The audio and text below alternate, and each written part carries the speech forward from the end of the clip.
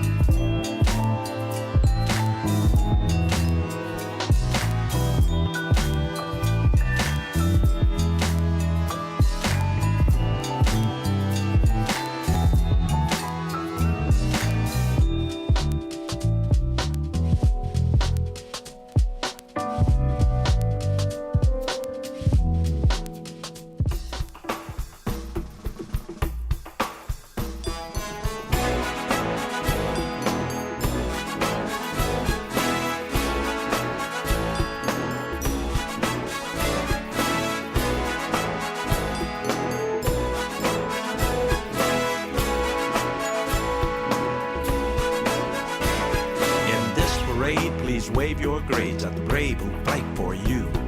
If you don't gain, they fight in vain. Show them what you can do. Show them what you can do. Please show them what you can do. I said, in this parade, please wave your grades at the brave who fight for you. If you don't gain, they fight in vain. Show them what you can do. Show them what you can do. Please show them what you can do. You make this parade a mere charade if you're marching just for fun. Good afternoon and welcome once again to Wave Your Grades. We are coming from the W.E.B. Du Bois Learning Center in Kansas City, Missouri via KUAW.org. That's KUAW, which stands for Knowledge, Understanding, and Wisdom. We are blessed on Saturdays to have as our producer and engineer the founder of KUAW.org. His name is Louis George Walker, and every once in a while he'll chime in, but let us let you know how blessed we are to have him to facilitate what we do on Saturdays. Our program titled Wave Your Grades is sponsored by the Stutes for Boots, and I say organization, and that is not a misstatement or mispronunciation. We are an organization. Stutes for Boots asks American students to strive for excellence in honor of our troops, and every Saturday we have exemplary educators and or students and veterans thanking us for making sure that when our students use their brains, they do not serve in vain. So that's what we are all about here. Stutes for Boots. Stutes stands for Students Theater of Operations, the school. And there are certain Saturdays where I just look forward to the conversation more than other Saturdays.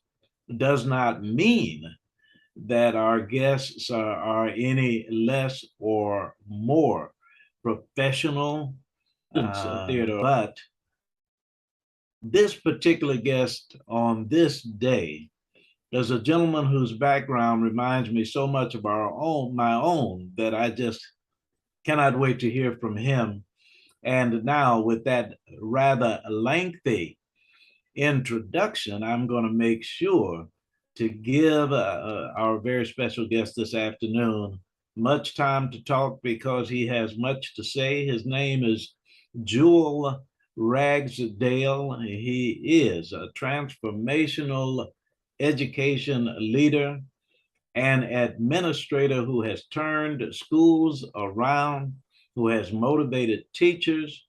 But what is most important to us is he is doing it more and more, and is going to share with us on this day not only his philosophy, his approach, his methodological advances in education, but he's going to share his new book. So to do all of that, and now having heard enough from me, let me say on this afternoon, Saturday, October 22nd, welcome to Jewel Ragsdale. Thank you for being with us. Yes, sir. Thank you for having me here. I appreciate coming on and being with you this Saturday afternoon.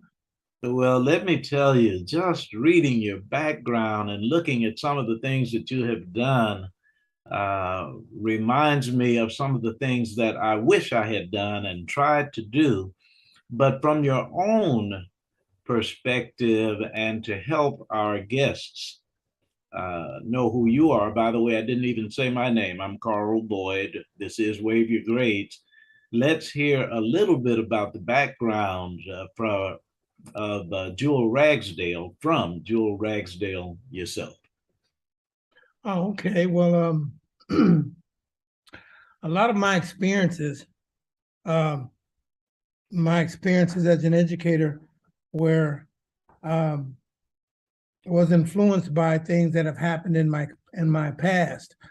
I'm a product of the Kansas City, Kansas school district, and I came to where I had all African American principals, but I was a underachieving student,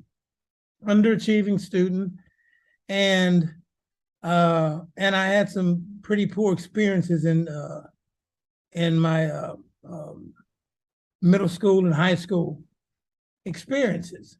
And so anyway, but I did graduate.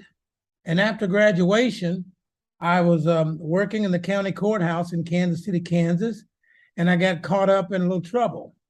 I was trying to supplement my income by selling illegal drugs on the side. And of course, I got caught up in that. And I had to, I was indicted by a federal grand jury. And so I had to go to incarceration. I was incarcerated in a federal correctional institute for about a year and a half. After I got out, I learned a lot while I was there. And so a pinnacle point in my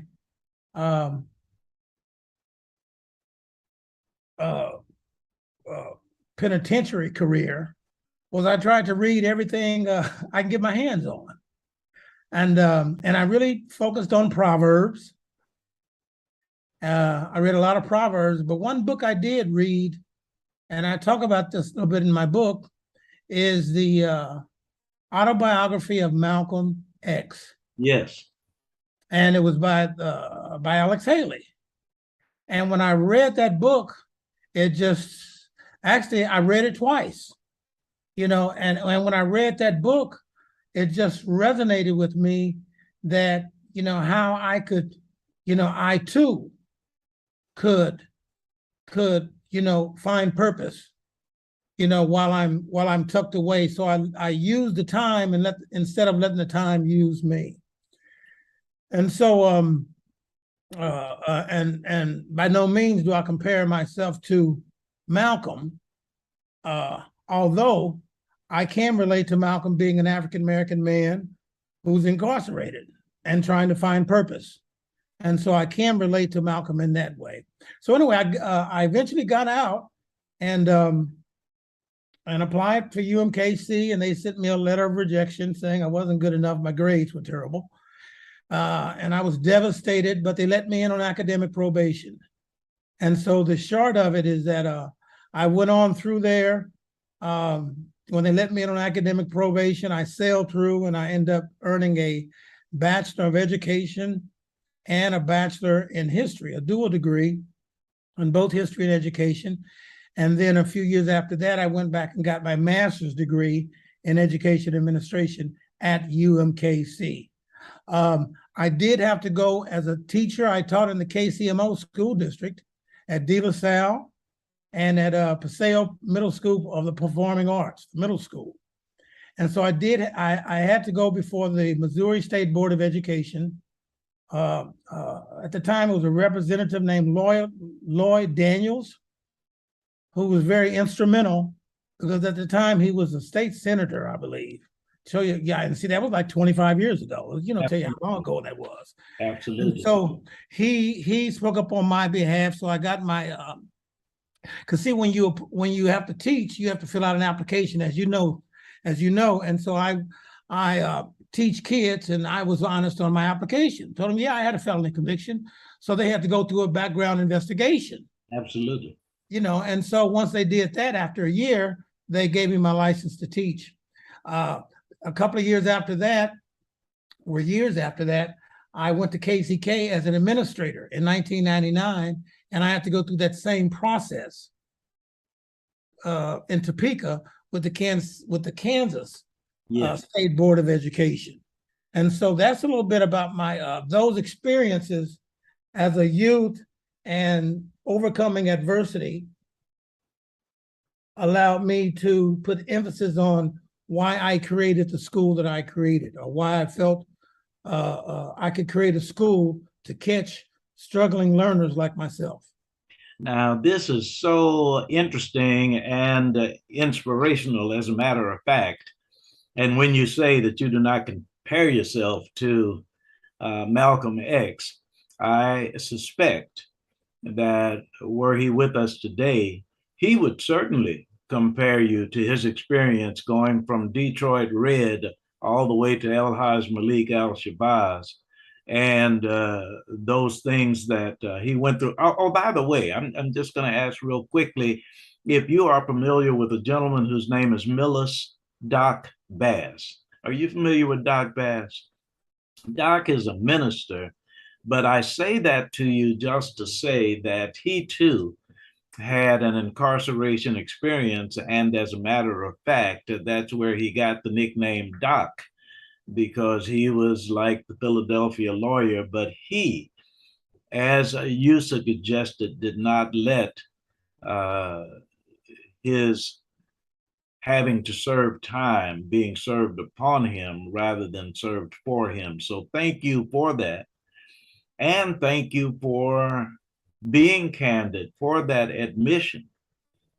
Have you found, and I suspect that this might be the case, that your experiences, rather than being a detriment, have helped you to understand students to whom we refer as dysfunctional?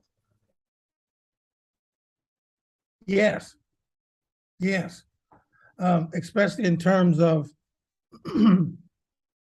having an environment for a student to step into, and having procedures and structures in place to develop a relationship with that student. When I think about, I'm sorry, go ahead. No, with that student, because my experiences have taught me that most students, and educators know this like yourself, if you take an interest in them, they're more than willing to tell you anything you want to know about themselves, you know, but you have to care about them.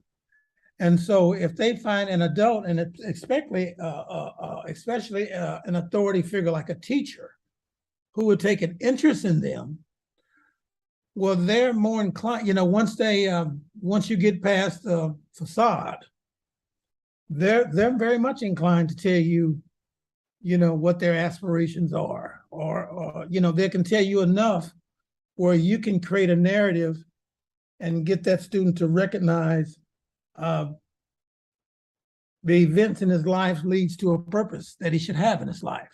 See, a lot of our kids, they don't understand their purpose in this world. And as a educator, we have educators, we have to make them aware of who they are and what they are, and what they and what they can contribute to society, because often they don't hear it enough, often at home or just out there in their communities. And so for example, you know, you can catch a kid who might come in and have poor self-esteem, and as his teacher, you can get him to understand that how talented they are, how smart they are, and what they're capable of doing, and that you believe in them. And by having those high expectations. And so where they'll get to the a variation in your relationship where if they don't understand it or if they need clarity, they'll say, Mr. Ragsdale, can you explain that again? Because I really don't understand it, you know. And it's private. It may be private. It may not be in front of the class, but it's the bedrock of my philosophy is developing relationships with your kids, teachers as well. Yes. But having strategies to learn how to develop. I got 3 or 4 strategies as far as how to develop relationships with kids, Yeah. to get to know all about them. And once, quickly, I'll just talk about I have some in my book. I call it a 360 sheet, and it's pretty much a survey that each student has to fill out.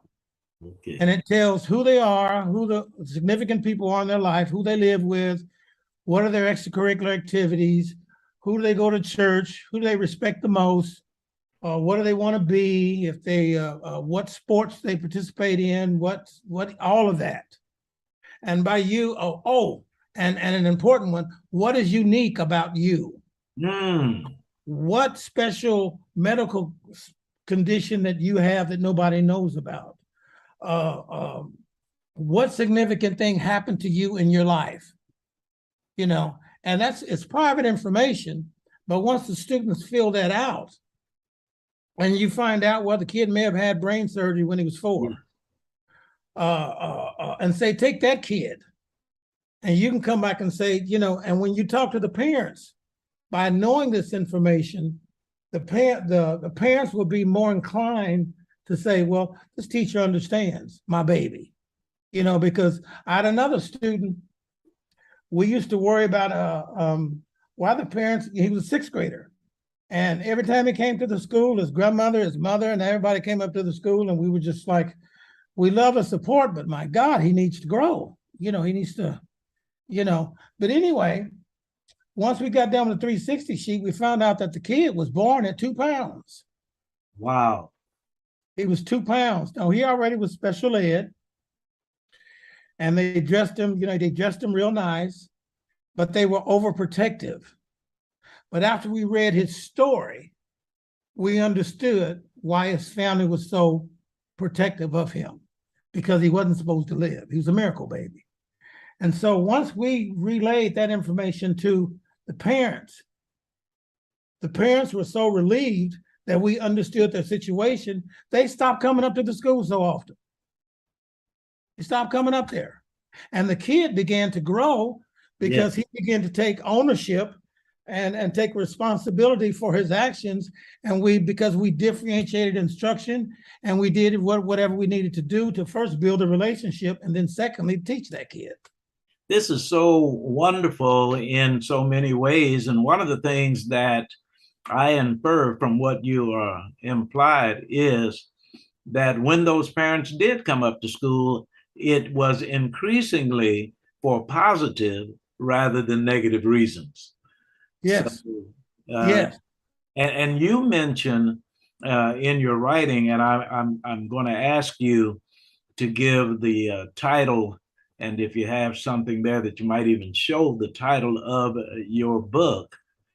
But one of the things that you make me mindful of, and that you have mentioned, is that teaching is about relationships.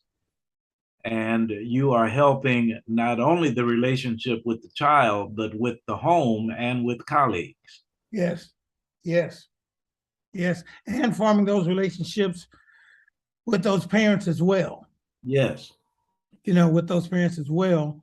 And I give strategies for what school leaders, principals should do. That is so good. To establish those relationships. You know, it's so powerful getting to know all your kids, you know, and I give strategies on doing that. But so when a parent or a grandparent does come up, you can know who they are and say, how are you doing, Mrs. Jones? Your grandbaby, Micah, is going to be in the play tomorrow, so we hope you can come back and be in it. There you are. And this parent will say, hell, he's the principal and he knows my grandbaby? I like him. You know, when you can make that personal connection where the parents will know that I know your child, you know, and you're always inviting them, you know, not always using a moment to share with parents what's happening at the school. I put something in my book saying that when parents come up to the school for family night and things like that, with you not sharing what's happening at the school is akin to the preacher not opening the doors of the church after he gets done preaching. Praise God. Watch You know, out. you know what I mean? You know, because what are you there for? Yes, And sir. so although parents tacitly support when you have these family nights and you have these organized recreational activities, but bottom line, the parents are like, is he reading on grade level? You know, what's happening in that class? That's what they want to know. What's happening in that classroom? How can I support my kid in their learning instead of playing these games, you know, these recreational games for family night? Family night and that family night money. When I was teaching, Obama was in office. And you probably remember this, that part of his educational plan was for him to give Title I funds, give Title I funds to schools to increase parent participation.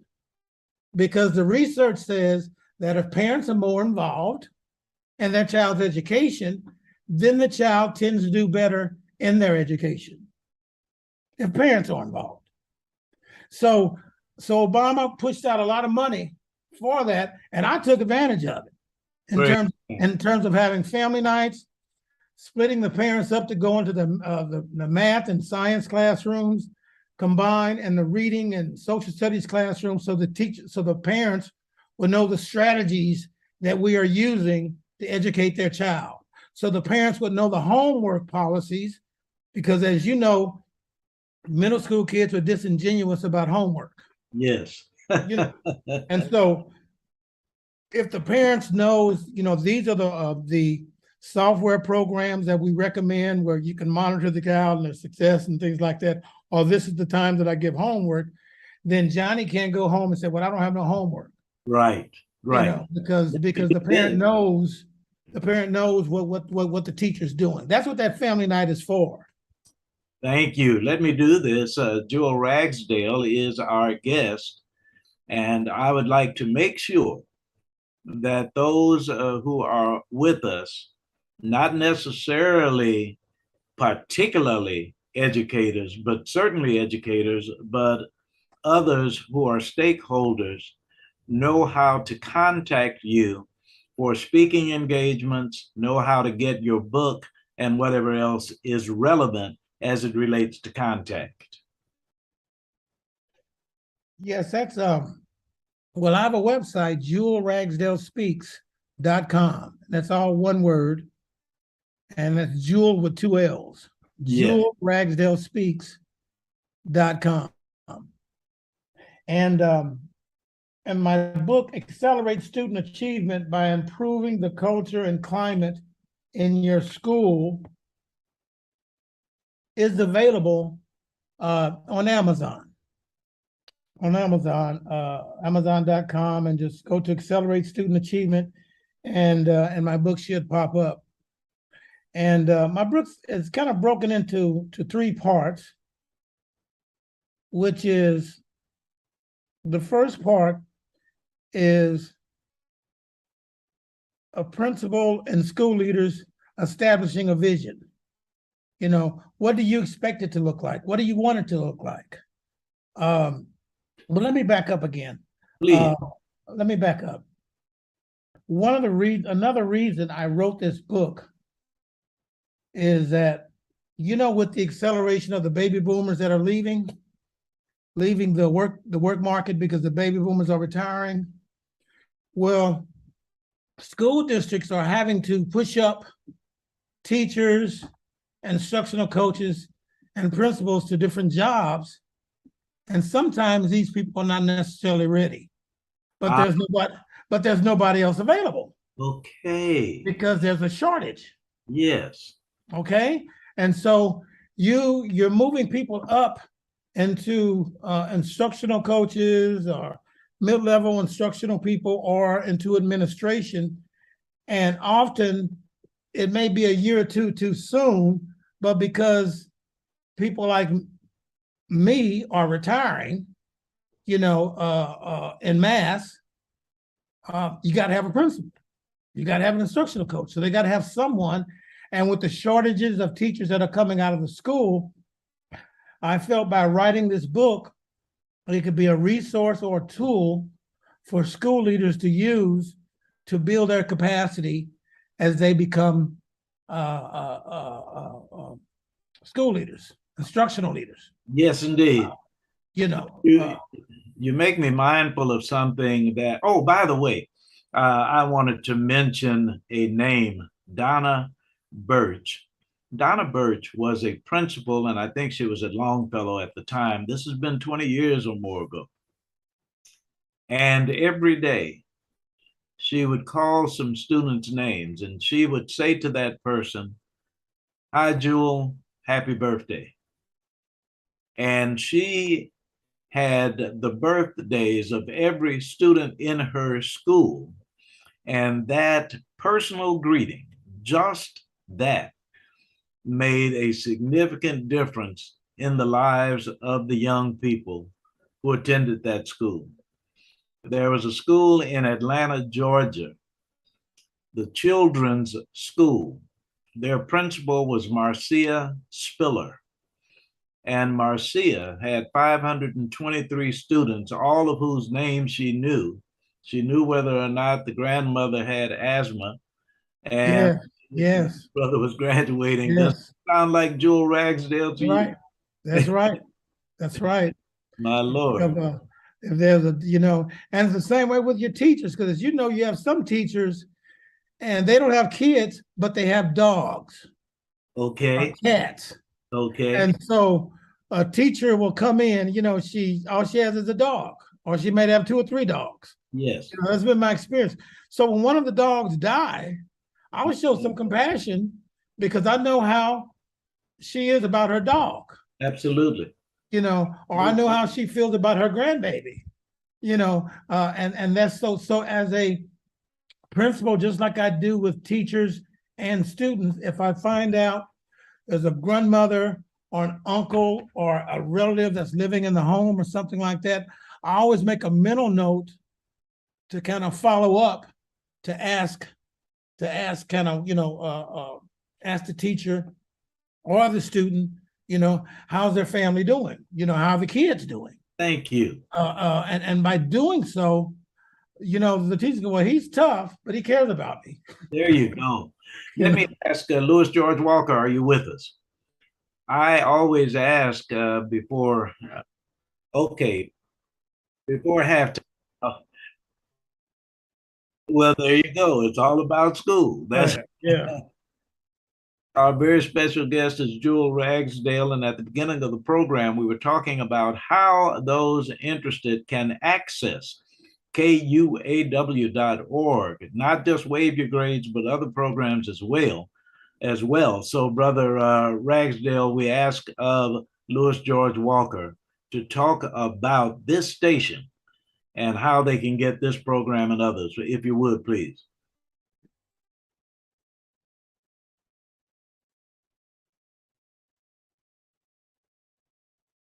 Yeah.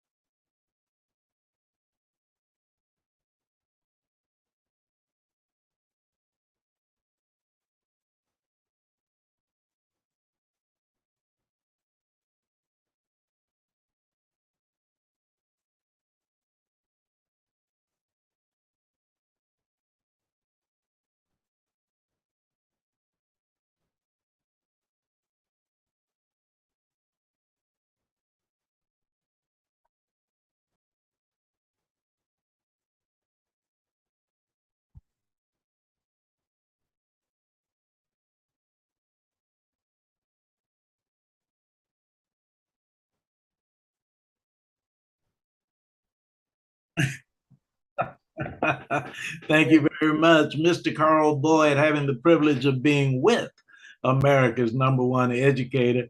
And Louis George Walker, I was in 8th grade in 1955. And you can imagine we used to rush home and pick up our phones and with our tune-in apps and walking down the street talking to somebody in 1955 and looking at 200. I think it, there you go. This is Wave Your Grades, and we do honor our veterans. And by the way, Jewel Ragsdale, I always make this disclaimer and want those who are with us to know I am a civilian. I had a brother who was a Marine, one who was an airman, and one who was a soldier. I never served, but I think that because of their service, we owe them our best. And I think that there should be no one who is deployed who comes home to their neighborhood in America to worse conditions than where they were deployed to save somebody else's nation. So our students dedicating their excellence to troops and veterans, we are blessed today to have Jewel Ragsdale, not simply because you are that excellent educator, but because you share what you practice so that others can emulate what you do.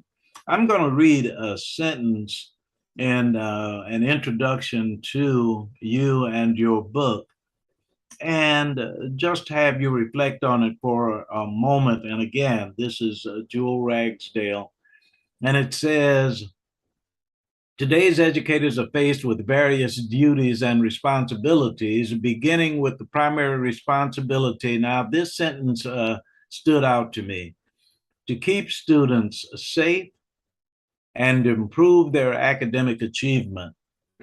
I started teaching in 1964 on the south side of Chicago. And by the way, Brother Ragsdale, 7th and 8th grade. So I was teaching 7th and 8th grade science. But the idea that we had to be concerned about safety in schools in particular was not something that was at the forefront of our concern. Considering at least 25 years plus your attendance in schools, how have things changed? And what does Jewel Ragsdale do to help modern day educators transition from what it used to be to what it is now? Well, it's something you told me years ago that really influenced me, and I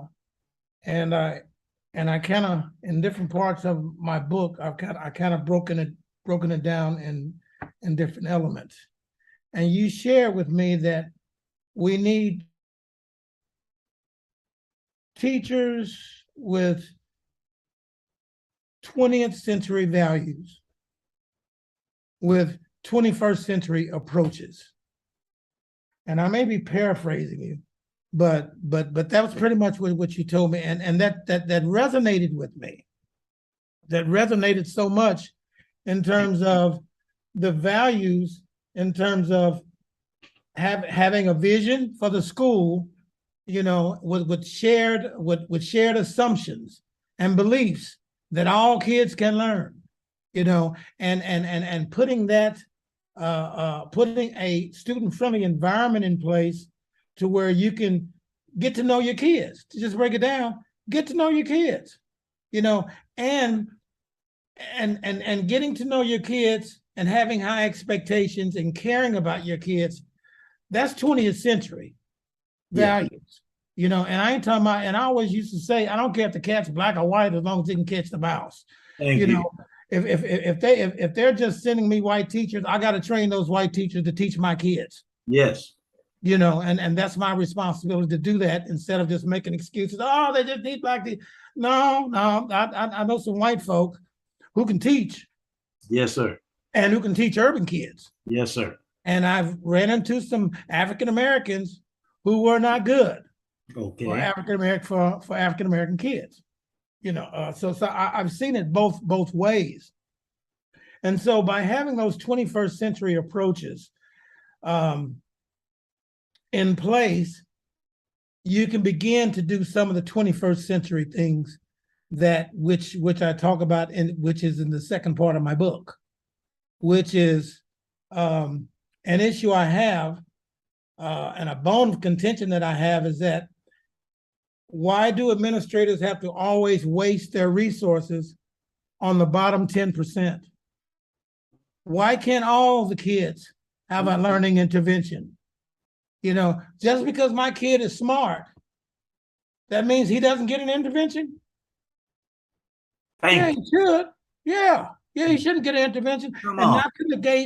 not to negate the kids who need that support, because you do, and you have supports in place for them. Sure. But I believe kids who are your top 10%, kids who are approaching grade level and at grade level should have an intervention, as well as the kids at the bottom. And so when you're giving first tier instruction, everybody shouldn't be you got 25 kids in your classroom. Yes, sir. 4 or 5 of them are above grade level. Okay. 4 or 5 of them are below grade level, and they're SPED, ELL, and struggling learners. Okay. And then the majority of the kids are right at grade level or approaching grade level. Yes, sir. That's pretty much what you got. Yes, sir. Okay. Well, by the second or third day of the lesson, why is everybody working on the same thing? Why is the top 10% who got the standard on the first day still doing the same work that the kids in the bottom 10% are doing, and the kids who are approaching grade level are doing? So when the teacher plans for instruction, she should plan, using a taxonomy, whereas the kids who are, like I said, below grade level, they may be working on vocabulary or other simpler concepts. The majority of the class will be working on the main thing where you're approaching the standard. Yes, sir. And then the top 10%, they're working either in a group or individually on a computer or in the library or someplace else on some other high level where they're studying that target, but they're using it knowledge, what Marzano calls knowledge utilization. Yes, sir. So if we're talking about aqueducts, then we're going to talk about how from that concept of aqueducts, how does that relate to Las Vegas? How do they get all that water in that desert? Come on. And so the top 10% are working on, how do they transport water? How do you flush the toilet? And the toilet ends up in the river, and how do you get water from your house? And you know what I mean. So those kids are working on that instead of working on what the other kids are working on. You know what? Now I'm only going to. This is just a suggestion because when the program ends, it's an hour program. I only need you for about 2.5 more hours to talk about this after the program is over. We just 2.5 or 3 more hours, because let me tell you something. You are inspirational as well as so very knowledgeable. But when I think about Ruth Love was the superintendent of schools in Chicago, Illinois, and she started the Chicago Mastery Learning Reading Program. So in that Chicago Mastery Learning Reading Program, what she was training educators to do was to teach, test, reteach, retest. Now, the idea that she was putting forth was teach and test. Now, the young people who pass the test get enrichment. Yes. Exactly. Then you reteach, you Right. retest, and in many cases, even suggesting that the brighter students become tutors. to their peers. And we have asked some of those young people, and I will put it in the way of perhaps you have an approach that your peers understand better than the way I'm explaining it to them. So work with them, but give something challenging to those students. Jewel Ragsdale, you remind me of that invisible child, the one in the middle. Who is that? That is the child who is not exceptional, not a great athlete, and doesn't give you any trouble. And we forget about them. So, as you say, we spend all of our time trying to straighten out somebody when there are some straight students who need our attention too. Jewel Ragsdale, they have got, listen, please repeat the title of your book, the contact information, and then I have a couple more questions for you. You are too inspirational, and this is just on radio. Thank you, sir. Thank you. Now it's accelerating student achievement by improving the culture and climate. And when I say accelerate, that's the third part of the book where you have these intervention groups where you have interventions. Let me give you a quick one. The top 10% of your kids, okay? Yeah. Their intervention class, and you can manipulate that schedule however you want to. But that intervention class for my top 10% in reading, in science and math, is my robotics and engineering club. All right.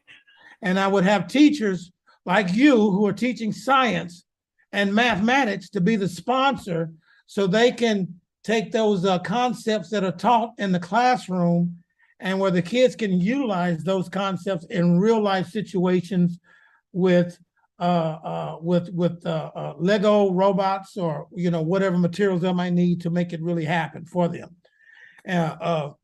And so that would be, say, that would be my math or science intervention group for my top learners. Another intervention group, we would take one day out of the week, and in reading and math, now this takes planning, where the teachers have to look at, like, say, I'm looking at a middle school, and if you have a PLC, which would be a small, or SLC, small learning communities, where you have 150 sixth graders on a team, kids, and you might have 6 teachers, and those teachers have a common planning time.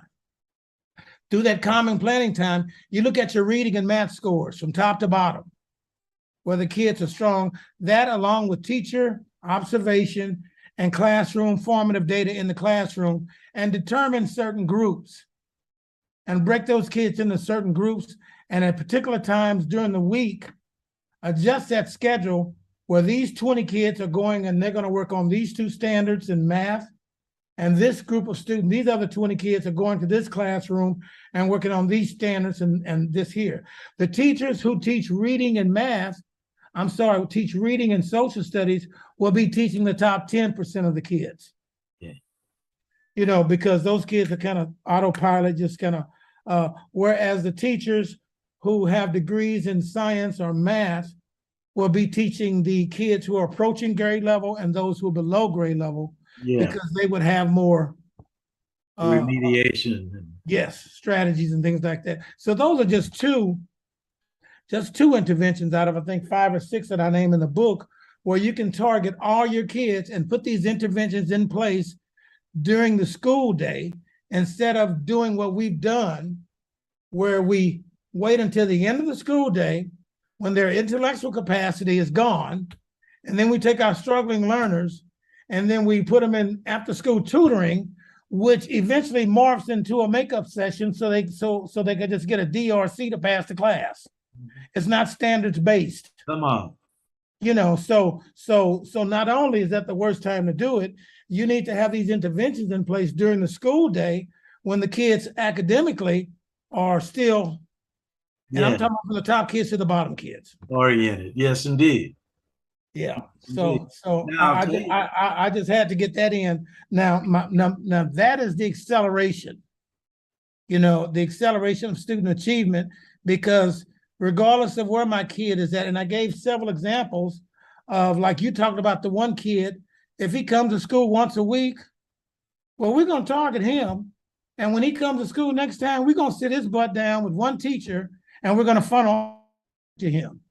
Okay. He's not going to be missing. You know those kids, they come to school once a week, Yes, sir. once every 2 weeks, and they're invisible. They're quiet and they slip through and nobody sees them. No, that little rascal, when he comes to school, we're going to shut him down with someone and get him caught up and try to make a connection with him, put some incentives in place where he can come to school. And if we can move him 1 or 2 grade levels in reading or math that year, that's accelerating student achievement. Listen, Joel Ragsdale, it is almost as if you are making too much sense. And let me tell you what I mean by that. When we look at the evolution of something called education, and even you have talked about post-COVID-19, but also as it relates to technology. And here you are having the audacity to talk about the profession of education in a relational way when someone getting ready for your seminar thinks that you're going to come in and talk about robots and engineering. But it sounds to me like the profession of education, while it has everything obviously to do with that technological revolution, it yet has everything to do with our ability to relate, to understand, to cooperate with each other in team building. And we are yet 20th century values, 21st century technology. Have you seen a great change in 25 years that causes us to be totally focused on technology nowadays? Yes. And it's unfortunate because if the pandemic didn't teach us enough, we still, computer learning is a good supplemental tool. Thank you. That's all. Good supplemental tool for remediation and to reteach and for mastery and to move up, where you can. It's like practicing. It's like I tell kids, okay, you're going to the NBA, but you practice basketball all the time. Yes. Well, if you put as much emphasis, if you practice your reading, you become a better reader. Thank you. But they need human beings to connect those dots. And I'm talking about the higher level kids as well as the lower level kids. And the relationship comes into place. And if you notice, because the relationships and the differentiation of instruction, disciplinary issues go down. Thank you. Because Dante will come to me privately and say, Mr. Ragsdale, I don't get it. I don't know what the hell this is. And I'll say, thanks for telling me, Dante. Come over here. Yes. And I'm just going to have you work on vocabularies right now, or do something else that's simple. Start them at their point of learning. That's what we call it. Yes, sir. At their point of learning. And so you have to, so when the teachers plan the lessons, they may want to plan 3 levels of lessons, because I mean, and you start out with the standard. Don't get me wrong. You start out with the standard. But as you move on from that standard, you have some kids, if they don't understand the vocabulary, and that's why another piece of that instructional piece is cooperative learning. Yes. Where they're talking, they're collaborating with you. So you have to teach the social skills. You got to teach the social skills first, how to talk to each other. Our kids, our cousins, no, you use a 2-inch voice. And no, you got to be kind. You can't say negative things, and what does the shoes have to do with the decibel, the point there, and so you have to teach those skills. And then once you do that, you can have kids to work in groups of pairs or 2 or 3 to where, like you were saying earlier, some of the kids can explain it better than I can. Mm-hmm. And so you're always checking and doing a formative assessment, because the next day, you would check the students' work from the 3 or 4 groups that are working. And because they're working on different level assignments, the kids who you see who are working at a different level, say at a level 3, you may want to move them the next day to a level 4 if you see they have it. Yes, sir. And that's you facilitating in the classroom, seeing who's getting and who's not getting it. So that's a bedrock part of it too, is cooperative learning strategies and structures. Oh, and having a universal language of instruction across the curriculum. Bell work, each classroom having an exit sheet, each classroom having a word wall, each classroom teaching, each kid having a vocabulary notebook, those universal things across the classroom. So when the kids have to do bell work or we have to do a journal in each of their classes, they're more inclined to do it because when they see it across the curriculum, that's how they learn it. This is so very critical. You know what? My goodness. I talk about having begun in 1964, 7th and 8th grade science. When I started in September, we were given a curriculum guide. The curriculum guide that I had at Douglas Elementary School on 32nd Street was the same curriculum guide that one of my frat brothers had at another school on 107th Street. So that we had the opportunity for the young people to be exposed to the same curriculum items, even if taught in different ways. His methodological approach was not my own methodological approach, but at least the children felt a sense of security because they were measuring their progress in a way that was uniform, rather than getting confused by 4 or 5 teachers. Yeah. Not teaching. I need you to repeat once again your contact information. And boy, I just have. That's Jewel Ragsdale, Jewel with 2 L's, JewelRagsdaleSpeaks.com. And that's my website, or jewel.ragsdale@gmail.com. Now, this is so important. Oh man, the time is getting away from us. So I was just going to talk a little bit about all students can learn as far as your philosophy of that is concerned. Yeah. But in terms of your presentation, we were talking about, and please repeat or enlighten us. There are the 3 things that you want educators to understand when you offer a presentation in a school team building setting, for instance. Well, if I would look to principals who are wanting to improve Yes. their the culture and climate in their building.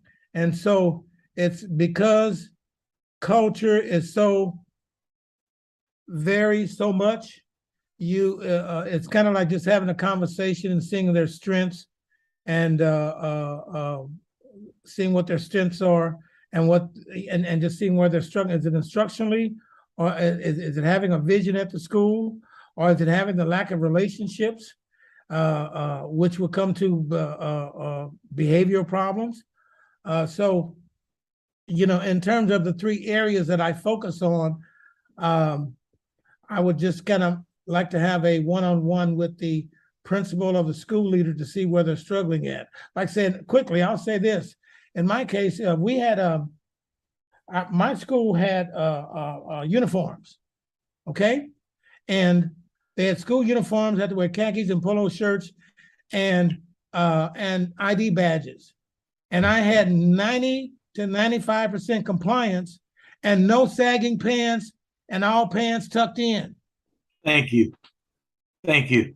And I got away, and I got away with that. And I'm only saying that to say our kids will meet our expectations. And you see, Jewel Ragsdale knows better than most of us. And when I say most of us, I'm talking about better than 87 to 95% of us, how students gain trust with teachers who appear to trust them. Now, the reason I'm saying that I'm not just talking stuff when I say that is because Jewel Ragsdale had a more negative experience to overcome. But I guarantee when you had that quote, wayward lifestyle, unquote, you could kind of look in the eyes of educators and knew who was phony and who really Thank were. you. Yes. Yes. And that's what I took. That's what I took to the building with me.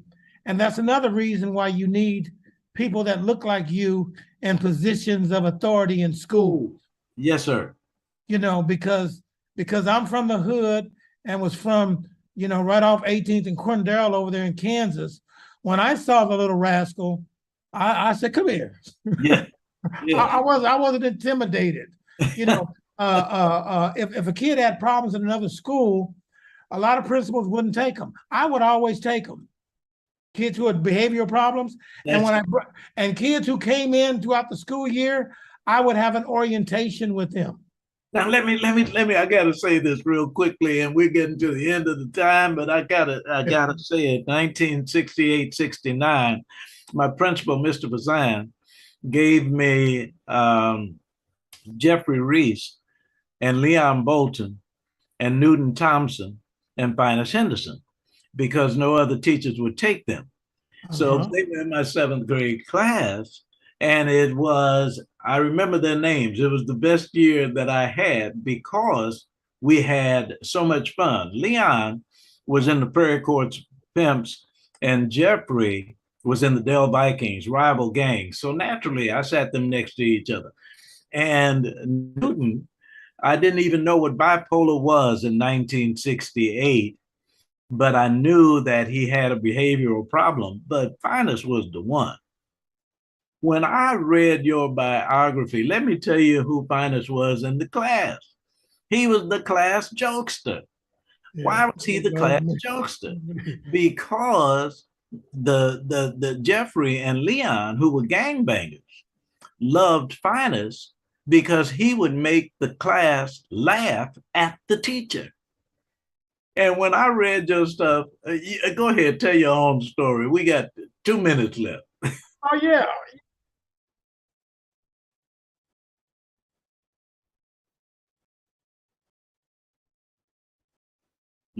Please repeat that. Go to Amazon.com. Under books, you can either find my name under Jewel Ragsdale or look under Accelerating Student Achievement by Improving the Culture and Climate in Your School. Okay? Thank you.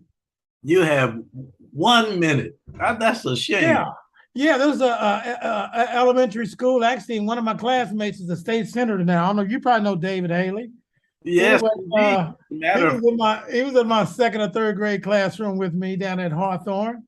You didn't know the relationship with Malcolm X then, did you? I didn't know. Yeah, come to find out that was his uncle that wrote the book. Yeah, sure did. Yeah, strange story. Yeah, but no.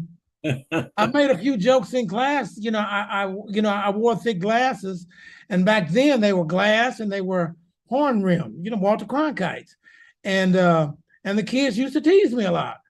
But when they found out I could tell jokes, then they stopped teasing me and started laughing with me, and they allowed me to play kickball with them and hang out with them during recess. Now, when you talk about teasing you, I'm going to make this a tease to end the program because I'm going to ask you to come back. We're going to have to continue this conversation because it is enlightening as well as enjoyable. Thank you for being with us this afternoon. Yes, thank you too. And that's Jewel Ragsdale Speaks. One word, jewelragsdalespeaks.com. And even if you go to my website, there's a link on my website where you can go right to the book, or you can go straight to Amazon and pick the book up as well. Oh man, I appreciate you so much. Thank you, and God bless you. Thank you for giving me this opportunity to share. Thank you, Louis George Walker, for producing the program this afternoon. Thank you, Mr. Walker.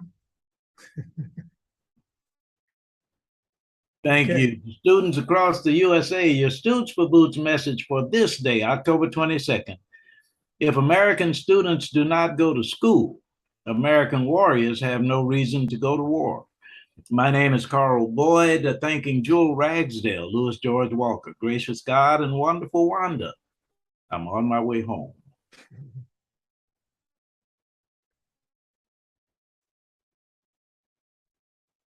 Now, Nix, you got to bring me back because there's another piece of